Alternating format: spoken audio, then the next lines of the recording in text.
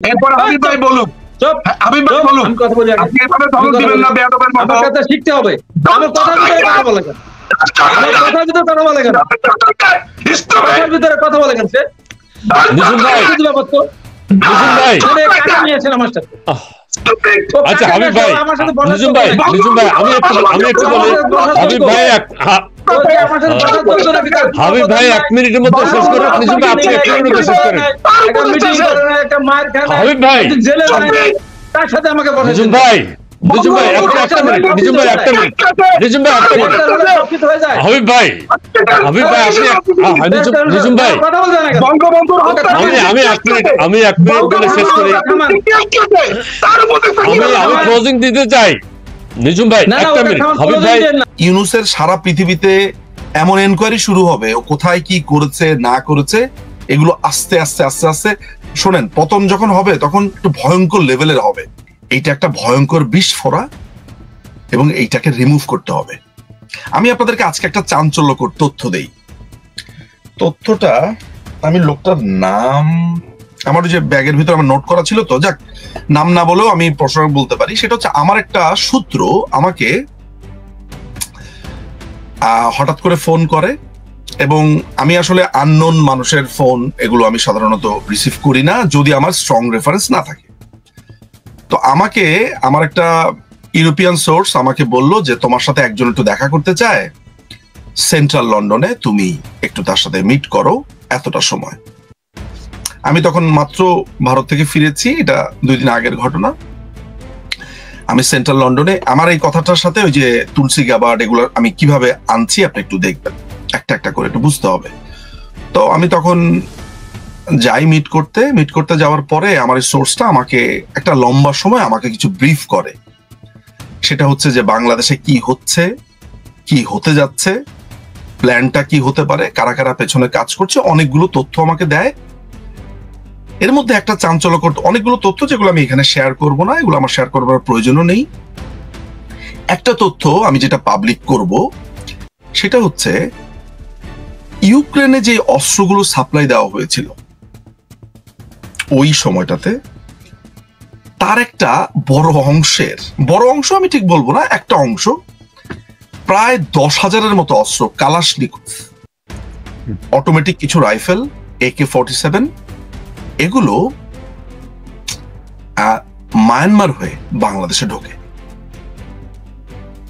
বাংলাদেশের একটা এমবেসি, মাথা রাখতে হবে যে এটা একটু বলে রাখা ভালো যে ভারত এমবেসি না, মানে ইন্ডিয়ান এমবেসি না। অনেকে হয়তো বা ভাববে ইন্ডিয়া ছাড়া বাংলাদেশের আরেকটা এমবেসি আমার একটা সোর্সকে এই ব্যাপারে পরিষ্কারভাবে জানিয়ে দেয়। এই অস্ত্রটা ঢোকে হচ্ছে আফটার দ্য ইলেকশন।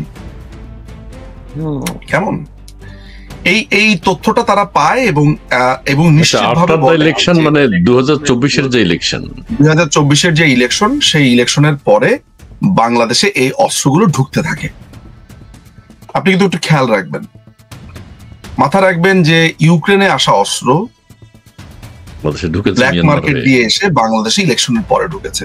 আমি কিন্তু হেজিপেজি টাইপের লোকের কথা এখানে রেফার করছি না। ডিপ্লোম্যাট যার সাথে আমার দেখা হয়েছে, যার সাথে আমার লন্ডনে দেখা হয়েছে, তিনিও একজন ডিপ্লোম্যাট, অত্যন্ত আমি মনে করি সিগনিফিকেন্ট, এবং আমার সাথে দীর্ঘ আলাপ হয়েছে, কথাবার্তা হয়েছে। তো আমাকে তখন বলেছে যে আমরা কিন্তু এটা তখন আমাদের যে সোর্স আছে বাংলাদেশে তাকে আমরা জানিয়েছি। তিনি আমাকে নাম ঠিকানা সহ তিনি আমাকে বলেছেন। এর মধ্যে আরেকটা ব্যাপার, সেটা হচ্ছে বলে রাখা ভালো যে পাকিস্তান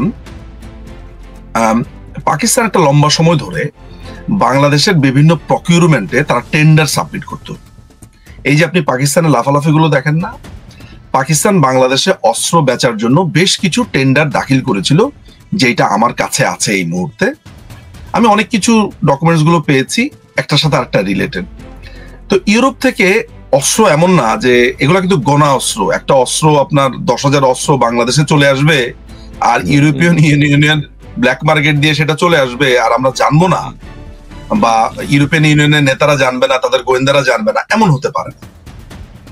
ফলে এই কথাটা আপনাকে আমি কেন বললাম, মানে পরবর্তী সময় বাংলাদেশ সরকার কি পদক্ষেপ নিয়েছে সেই আলোচনাতে আমি আপনার সাথে এখানে যাচ্ছি না, সেটা আলাদা বিবেচনা। বাংলাদেশ সরকার সেটা কিভাবে দেখেছে, কিভাবে ঠেকানোর চেষ্টা করেছে, এটা আরেকটা লম্বা হিস্টোরি। চেষ্টা করেছে, পেরেছে। তখনকার সরকার কি জানতো? তখনকার সরকারের কাছে এই খবরটা গিয়েছিল, সরকার এটার জন্য সিরিয়াসলি মুভ করেছে। আর এরপরে কি হয়েছে সেটা নিয়ে আমি আলোচনাটাতে যাব না, আসলে নানান কারণে আমি যাব না, স্ট্র্যাটেজি কারণে আমি যাব না। কিন্তু এখানকার একটা বড় অস্ত্র এই 5ই অগাস্টে ব্যবহার করা হয়েছে, এটা জেনে রাখা ভালো। কেমন ওই অস্ত্র চালানটা কিভাবে স্টপ করা হয়েছিল মিয়ানমার থেকে, মিয়ানমারের যে এই যে রাখাইনের যারা আছে তাদের কারা কারা সেখানে জড়িত ছিল, মোটামুটি আমার একটা সিনোপসিস আমার কাছে আছে। আচ্ছা, কিন্তু আমি যে প্রসঙ্গটাতে এই সোর্সের কথাটা আপনাকে আমি বললাম, জেলেনস্কিকে এইভাবে ভরা রাস্তাতে অপমান করবার পর ইউরোপিয়ান ইউনিয়ন কিন্তু পরিষ্কারভাবে ইউক্রেনের সাথে দাঁড়িয়ে গেছে। অর্থাৎ এইটা পরিষ্কার যে আমেরিকান এই নীতির সাথে ইউরোপিয়ান ইউনিয়ন নাই, এবং ইউরোপিয়ান ইউনিয়ন ইউক্রেনের ঘাড়ে ভর দিয়ে একটা যুদ্ধ লাগাতে চায়। এই গোষ্ঠীটাই, এই সেম গোষ্ঠীটাই একটা স্ট্র্যাটেজিক্যাল কারণে ইন্ডিয়ার যে স্ট্যান্ডটা ছিল বা রাশিয়ার যে স্ট্যান্ডটা ছিল বাংলাদেশের ব্যাপারে, এই দুটা স্ট্যান্ড তারা অপোজ করেছিল। এই কারণে অপোজ করেছিল যে বাংলাদেশ সরকার একটা মানে এই ইউক্রেন যুদ্ধ বা এগুলো নিয়ে বাংলাদেশ সরকারের একটা ভূমিকা ছিল। তারা আসলে যুদ্ধ না, যদিও বাংলাদেশ সরকার is not a part of war, ওইখানে সিগনিফিকেন্ট কোনো ভূমিকার জায়গাতে না, কিন্তু ইউরোপিয়ান ইউনিয়ন কোনো না কোনো কারণে গভর্নমেন্ট পরিবর্তনের জন্য মেকানিজম শুরু করে দিয়েছিল। এবং তাদের একটা বড় রকমের শত্রু, মানে যাদেরকে অপছন্দ করে, টার্কি, এই টার্কিকেও তারা এই লিগে নিয়েছিল এই ঘটনাতে। এবং turkey was A part of A plan, এবং এই ইউরোপিয়ান ইউনিয়নের সাথে ভালো সম্পর্কের কারণে সাম্প্রতিক সময় আপনি দুইটা ঘটনা আপনার সামনে আপনি দেখেছেন। একটা হচ্ছে যেটা ইউনুসের পক্ষে গেছে, একটা হচ্ছে ভলকার ট্যুরকে দিয়ে একটা ফরমাইশি রিপোর্ট লেখানো, আরেকটা হচ্ছে অ্যান্টোনিও, নাম কি লাস্ট নেম কি, গুন্টারেস মনে হয় নাকি, অ্যান্টোনিও গুতারেস, এই গুতারেসকে তারা বাংলাদেশে এনেছে। এই ভ্রমণটার লক্ষ্য ছিল যে বাংলাদেশের সিচুয়েশন স্টেবল আছে, জাতিসংঘ বাংলাদেশে এসেছে, ফলে সরকার এক ধরনের বৈধতা পেয়েছে, এই সরকার ইজ ওকে, রোহিঙ্গাদের ব্যাপারে খুবই ভালো পদক্ষেপ নেওয়া হচ্ছে। এইটা একটা আমি যে বারবার বলেছি লামিয়া মোর্শেদ একটা টানা চেষ্টা করে নানান ধরনের যোগাযোগের মাধ্যমে এইটা আনতে সক্ষম হয়েছে, এবং এই ভ্রমণটা তাকে একটা লিগ্যালিটি দেওয়ার চেষ্টা করা হয়েছে যে সে শক্তিশালী আছে অনেকটা, আমেরিকাকে দেখিয়ে দেওয়ার জন্য। বুঝতে পারছেন? এটা আমেরিকার প্রতি এই যে আমি এগুলো কথাবার্তা বলছি না, অনেকে আমাদের যারা নেতাকর্মীরা আছে বা আমাদের যারা সমর্থকরা আছে তারা কিন্তু উন্মুখ হয়ে আছে আমি কখন বলবো যে প্রধানমন্ত্রী কবে দেশে ঢুকবে, তিনি কয় তারিখে দেশে ঢুকবে, মানে ওনারা আসলে কথা শুনতে চান। একেবারে আমি যদি বলি যে ভাই ঈদের পরে এত তারিখে ঢুকবে, ওনারা এটা শুনতে চান।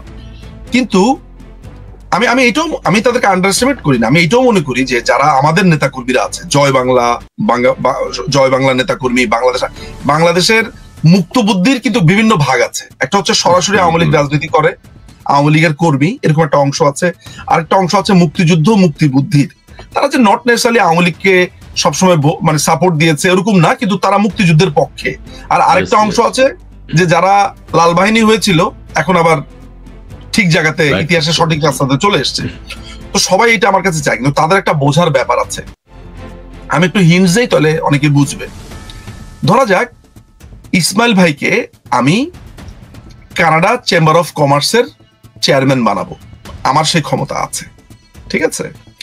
এখন আমি চাইলে যেটা করতে পারি সেটা হচ্ছে এমন, এই চেম্বার অফ কমার্সের অমুক ওইটা, ওরে ইলেকশনে ওরে এতগুলা ভোট, মানে আমি কিন্তু এই পদ্ধতিতে এই কাজটা করতে পারি। কিন্তু আমি যেহেতু একজন পরিচিত মানুষ, আমার সমাজে একটা অবস্থান আছে, এটা একটা রেকর্ডে থেকে যাবে। ফলে আমি যেটা করেছি, আমি খন্দকার ইসমাইল ভাইয়ের আশেপাশের অনেকগুলো এলাকা রেকি করে আমি একটা করে ওই জায়গাগুলো এমন ভাবে করেছি যেন অ্যাপারেন্টলি পুরো ব্যাপারটা যে উনি ওই জায়গাতেই বসবেন, কিন্তু সবকিছু ঠিক থাকে।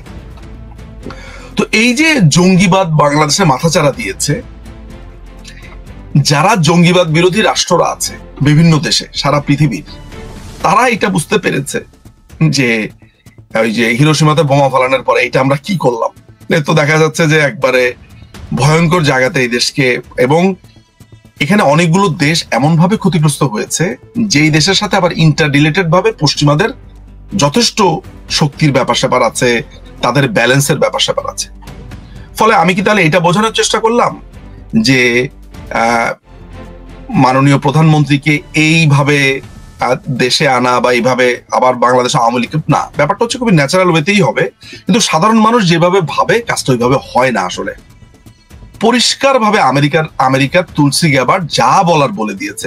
আপনি বাংলাদেশের ইতিহাসে যেই রাষ্ট্রটিকে তলাবিহীন ঝুড়ি বলেছিল কিসিঞ্জার, আজকে তাদের প্রধান একজন নিরাপত্তার প্রধান, গোয়েন্দা প্রধান, তিনি আজকে এসে ইন্টারভিউর ভিতরে একটা বড় অংশ বাংলাদেশকে নিয়ে বলছেন, এবং তিনি যা বলেছেন এটা হচ্ছে এমন যে বাংলাদেশ জঙ্গিবাদের দিকে প্রবলভাবে ধাবিত হয়েছে। আর কিছু যারা বুদ্ধিমান তারা বুঝে ফেলবে আমেরিকার অবস্থানটা কি। এখনো পর্যন্ত ইউরোপিয়ান ইউনিয়ন অর্থাৎ আমেরিকার ট্রাম্পের সাথে, প্রেসিডেন্ট ট্রাম্পের সাথে ইউরোপিয়ান ইউনিয়নের একটা বড় ধরনের ক্ল্যাশ আপনি দেখতে পাচ্ছেন। অর্থাৎ ইউরোপিয়ান ইউনিয়ন এই ঘাটতারামি আচরণটা করবে, এবং ইউনুসেরও একটা বড় হয়তোবা মানে সে শক্তি এখান থেকে নেওয়ার চেষ্টা করবে। কিন্তু ইভেন্চুয়ালি সোভিয়েত, তারপরে ইন্দো অ্যান্ড মার্কিন, এই তিনটা শক্তি কিন্তু এখন খুবই একসাথে একই বলয়ে আছে।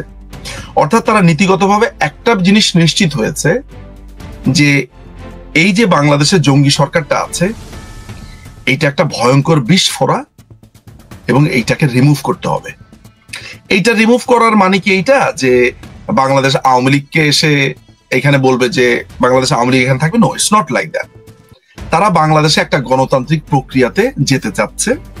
গণতান্ত্রিক প্রক্রিয়া মানে যেই গত 7-8 মাসে যে প্রক্রিয়াটা একটা ফেসিস্ট, একটা সেনাবাহিনী ব্যাকড, একটা ভয়ঙ্কর জঙ্গি দলের উত্থান হয়েছে, যারা ইলেকশন চায় না, যারা সমস্ত কিছু দাবিয়ে রাখতে চায়, এদের ব্যাপারে এই তিনটা পরাশক্তি নিশ্চিত, এবং জাল কিন্তু ক্রমাগতভাবে বোনা হচ্ছে।